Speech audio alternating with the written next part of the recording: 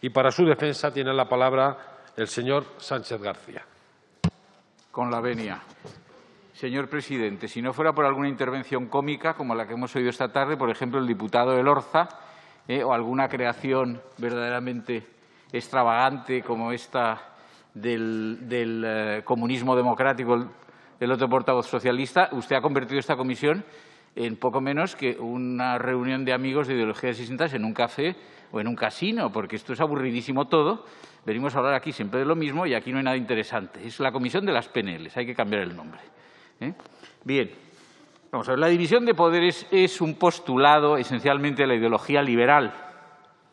De modo que, claro, ya comprendemos que esto no les guste a los marxistas, sea a los comunistas que gobiernan, o sea a este extraño engendro de este socialismo que, después de haber abandonado el marxismo en aquel congreso conocido, el SPD de Bad Godesberg, pues ahora resucita como una fuerza de renovado interés marxista en este anacronismo que representa Sánchez en el panorama no europeo, en el panorama mundial. De modo que, bueno, pues supongo que todo esto que yo pueda decir o que se dice en el texto escrito, pues les parece que es una aberración o algo parecido. Claro, ellos no participan de este postulado, participan de otros propios de la ideología totalitaria, que es la matriz de estos partidos. De uno lo ha sido, lo es, y del otro pues la ha recuperado últimamente. Bien, voy a referirme a tres cuestiones. Lo primero, esta iniciativa de reforma de la Ley Orgánica del Poder Judicial, al efecto de aumentar la intervención de los partidos políticos en la elección de vocales del Consejo General del Poder Judicial a través de la participación determinante de las cámaras legislativas en la elección de más vocales. Bueno, esto en realidad, ¿qué quieren que les diga? No es sino la prosecución de un vicio terrible en el que ha participado el Partido Popular muchísimos años, que se llama en Italia el sistema de lotización. El Consejo Superior de la Magistratura eligen los partidos políticos. Pues ya me contarán ustedes si esto es respetuoso con el principio de división de poderes. La partitocracia se inmiscuye indebidamente, sin ningún reconocimiento constitucional, porque el artículo 6 de la Constitución no habla de la partitocracia, y, por lo tanto, reduce todos los poderes a uno. La memoria de 2020 de la Comisión Europea, de 30 de septiembre, ya mencionaba la opinión del Consejo de Europa, reiterada desde 2013, por cierto, en la que se dice que el Consejo General del Poder Judicial español puede ser percibido como poco independiente, porque dice asequible a influencias políticas. Bien, luego tenemos otra cuestión por mencionar y por destacar en este acto, que es esta agresión constante a la imparcialidad del Ministerio Fiscal, que es una exigencia del artículo 124.2 de la Constitución. Primero, con el nombramiento de su actual titular, en fin, la fiscal general del Estado, Dolores Delgado, no voy a explicar, que no lo saben todos ustedes, no es la persona revestida de la apariencia de imparcialidad mejor que podía haber en España entre varias decenas o quizás centenares de miles de juristas para desempeñar el cargo, pero en fin, esta es la que desempeña ese cargo. Pero es que además esta señora ha mantenido como teniente fiscal del Tribunal Supremo a un señor que se llama Luis Navajas, que luego ha circulado por unos platos de televisión, un extraño periplo mediático, el segundo cargo del Ministerio Público con un mandato expirado.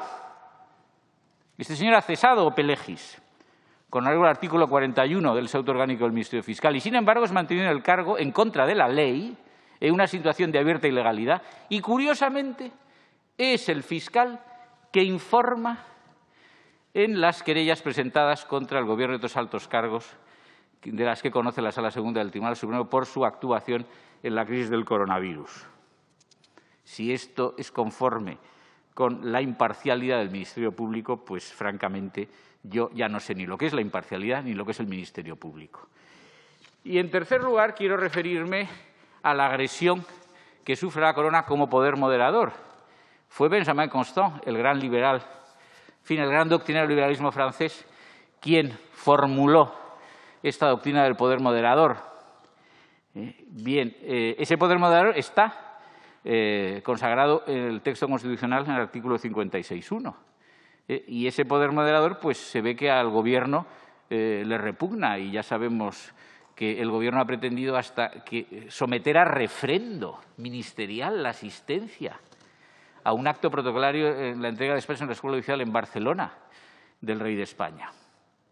Ese poder moderador no es una pamplina, y perdonen ustedes ese término. Ese poder moderador ha tenido una expresión muy reciente, que fue el 3 de octubre de 2017, cuando en la crisis secesionista de Cataluña y ante la dejación de funciones del Gobierno del Partido Popular presidido por Rajoy, hubo de ser el Rey de España quien dijera lo que los españoles, en su gran mayoría, esperaban que alguna autoridad dijera ante esa situación. Y, por lo tanto, creemos que nos encontramos ante una situación de desprecio y creciente desprecio al principio de división de poderes, que, como digo, es un postulado básico de la ideología liberal y, por ende, de la ideología liberal democrática que inspira todos los estados de democracia clásica u occidental. Y con esto creo… ¿Me queda algo de tiempo, señor presidente? No, lo ha sobrepasado hace tiempo. Pues nada, muchas gracias por dejarme participar en esta charla de amigos que pues se después pelean de su por razones entretenidísimo… por el Grupo Parlamentario Vox tiene la palabra el señor Zambrano García Raez. Gracias, señor presidente. Con su venia. Bueno, creo que es una buena ocasión para recordar a diputados como don José Mesía Lequerica, que allá por 1810 aprobaron el decreto de 10 de noviembre de libertad política de imprenta. Se aprobó, hace poco se ha cumplido el 210 aniversario de esta promulgación y se aprobó en mi ciudad, en San Fernando, en las Cortes de Cádiz. Fíjense lo que decían entonces estos diputados. Consagraban el derecho de todo ciudadano a la libre expresión y a publicar sus pensamientos e ideas políticas sin necesidad de licencia, revisión o aprobación alguna anteriores a la publicación. Consideraban este derecho como un necesario freno al abuso, a la arbitrariedad del poder del Gobierno. Hoy, aquí en el año 2020, pues fíjense de lo que estamos hablando, ¿no? La izquierda, para asaltar el poder, como ellos dicen, recurren al acoso, a los escraches, a la demagogia, a la mentira y luego, para mantenerse en el poder, practica la absoluta falta de transparencia, ejerce la censura, o lo pretende, el control de los medios, los cordones sanitarios y hasta la persecución política. Como ejemplo tenemos ejemplo de persecución en Venezuela, donde allí el régimen bolivariano aprobó la ley que denominó contra el odio y que en realidad es un instrumento de represión a la libertad de expresión, a la libertad de criticar al Gobierno. Y hacia ese camino vamos, a la vista de los discursos comunistas y socialistas y de la orden ministerial de la que tanto se habla. Tenemos un Gobierno que habla del perjuicio de bulos y mentiras, pero sufrimos a un Gobierno que es el resultado de un gran bulo, de una gran falsa promesa, tan recordada reiteradamente por este grupo, de que no pactarían ni con comunistas ni con Bildu. Por ello, señores del Partido Popular, tenemos que estar convencidos de que no es momento de cobardías y que, por supuesto, no es momento de actitudes meramente partidistas. Por eso les pido que dejen de mostrarse, como lo hacen desde hace ya tanto tiempo, como aspirantes a progres y que se centren en la lucha contra esta situación en la que nos encontramos, porque estamos en un momento crucial en la defensa de libertades elementales. Por cierto, Vox ha presentado en junio una proposición de ley orgánica de regulación parcial de verificación de noticias falsas que lo que trata es, en definitiva, de asegurar el derecho a la libertad de expresión. Esperamos su apoyo. Por otro lado, señores del Partido Popular, también espero que apliquen a sí mismos lo que predican, porque ustedes critican los cordones sanitarios, pero tienen que reconocer que participan en ellos cuando creen que les interesa en lo partidista respecto al menos Vox. Prueba de ello fue su actitud ante las votaciones para las mesas en este Congreso. O critican ustedes ataques a la libertad de expresión, pero bien que saben manejar los medios de comunicación cuando pueden, y bien les agradaba aquella hiperexposición de Podemos en los medios de prensa cuando esta formación empezaba a ocupar el espacio electoral al PSOE, y bien que el Partido Popular se alegraba de aquel ninguneo a los medios a Vox. Sean coherentes, sean sinceros y, repito, déjense de cobardías y actitudes progres, como vienen haciendo, porque nos enfrentamos a una agenda social comunista que pretende llevarnos a un régimen autoritario disfrazado de democracia. Gracias.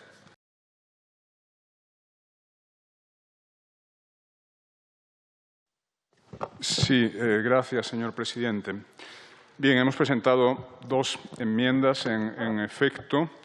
La PNL del Partido Popular se refiere a, digamos, la transposición al derecho español de una resolución del Parlamento Europeo, una resolución con la que nosotros estamos de acuerdo, no siempre estamos de acuerdo con lo que viene del Parlamento Europeo.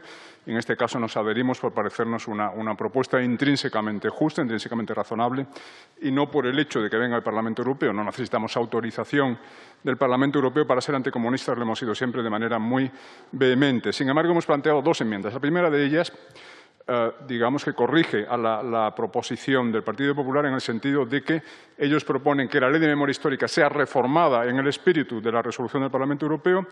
Nosotros consideramos que la Ley de Memoria Histórica no debe ser reformada, sino derogada. No debe existir una Ley de Memoria Histórica. De hecho, lamentamos que el Partido Popular, en el periodo en que dispuso de la mayoría absoluta, no derogase ni tampoco reformase esta ley liberticida.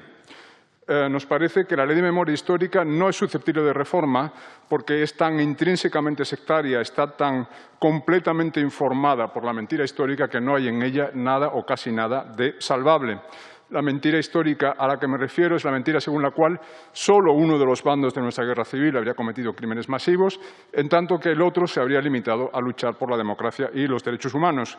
Por supuesto, esto es mentira. La izquierda de los años 30 no luchaba por la democracia, como demuestra su rebelión armada frente a los resultados de las elecciones limpias, libres de noviembre del 33, o como demuestran las mismas declaraciones públicas de sus líderes de la época, como Francisco Largo Caballero, en Jaén, en enero del 36, afirmaba, y cito textualmente, «La democracia es incompatible con el socialismo y como el que tiene el poder no ha de entregarlo voluntariamente, por eso hay que ir a la revolución». Por otra parte, la comunistización, digamos, del bando republicano en la guerra civil se ve confirmada por indicios como la presencia de comisarios políticos en las unidades militares, a imagen y semejanza del ejército soviético, o la estrella de 5 puntas cosida en los uniformes, o el saludo reglamentario del ejército republicano era el puño derecho levantado, el saludo comunista. También la existencia de organismos de inteligencia, de represión, muy parecidos a la NKVD soviética, por ejemplo, el SIM, Servicio de Información Militar, o en Madrid el CEPIP, el Comité Provincial de Información Pública, conocido popularmente como Checa de Fomento. Y bien, la represión desplegada por esos órganos exhibe lo que podríamos llamar la marca de la bestia, la marca inequívoca de los sistemas totalitarios, a saber, la criminalización de colectivos humanos completos. Esto es algo que comparten el comunismo y el nazismo y procede de la interpretación bélica de la historia que comparten Marx y Hitler. Marx entendió la historia como una historia de lucha de clases, así se afirma en el Manifiesto Comunista. Hitler la entendió como una historia de lucha de razas. En ambos casos se demoniza al colectivo enemigo de tal forma que la pertenencia bien a la raza incorrecta, en el caso del nazismo, bien a la clase incorrecta o el colectivo ideológico o religioso incorrecto, en el caso del marxismo, se convierte en razón suficiente para que la persona sea reo de represión o de muerte. De hecho, Martin Latzis, uno de los primeros jefes de la CK, la policía política soviética, afirmaba que los prisioneros de la CK no deben ser juzgados por sus actos, sino por sus orígenes sociales, porque no estamos en guerra contra individuos, sino contra la burguesía como clase. Pues bien, el terror republicano en la guerra civil se adapta a estos criterios de represión colectiva, es decir, la mera condición de católico, la mera pertenencia a la Iglesia o la mera pertenencia a clases sociales como la aristocracia, la burguesía, podía dar con los huesos de uno en el paredón. También, por supuesto, la afiliación política, la pertenencia a la derecha, entendida en un sentido muy elástico. Incluso ministros de la República de centro-derecha, como Manuel Rico Abello o Melquiades Álvarez, fueron fusilados. Bien, pero hemos presentado dos enmiendas. La segunda de ellas pide la interrupción de todas las relaciones políticas de los partidos democráticos españoles con partidos comunistas. Esto es obviamente aplicable al Partido Socialista, que en este momento gobierna en coalición con los comunistas de Podemos, pero también es aplicable al Partido Popular, que desde el año 2013 suscribió un acuerdo de cooperación con el partido comunista más importante del mundo, es el Partido Comunista Chino, 88 millones de miembros. En el año 2013, María Dolores de Cospedal y Esteban González Pons firmaron este memorándum de entendimiento, intercambio y cooperación entre el Partido Popular de España y el Partido Comunista de China. No es solo el Partido Comunista más numeroso del mundo, también es el más mortífero, aunque solo sea por el tamaño de China.